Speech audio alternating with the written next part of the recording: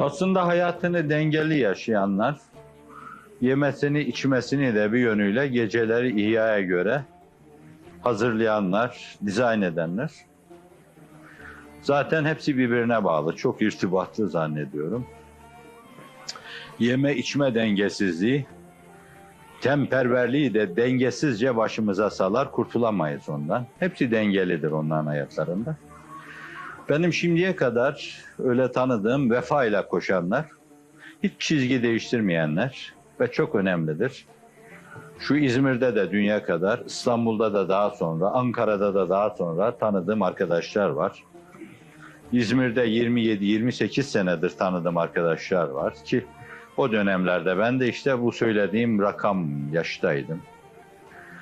24 senedir, 24-25 senedir bu insanlar ki bir çeyrek asırdır.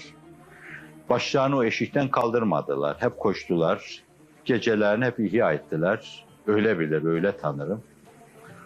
Bu insanlar hizmetten de dur olmadılar. Fakat gece hayatında öyle zikzak yapanlar aynı zamanda hizmet hayatlarında da zikzak yaşadılar yani. Bazen baktım bir çok önde koşuyor gibi.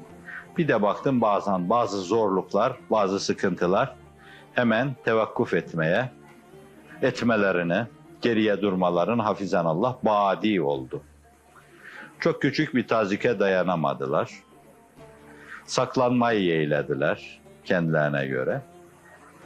Zannediyorum mamur olanlar beşbaşı mamur oluyor yani. Böyle bir Çelebiler gibi, bir diyelim Mehmet Ali Hocalar gibi tanıdığım günden bu yana hep birer engin ruh olarak geceleri ağladılar ve çağladılar. Gündüzleri de Allah için hep koştular. Köylan gibi yoruluncaya kadar koştular.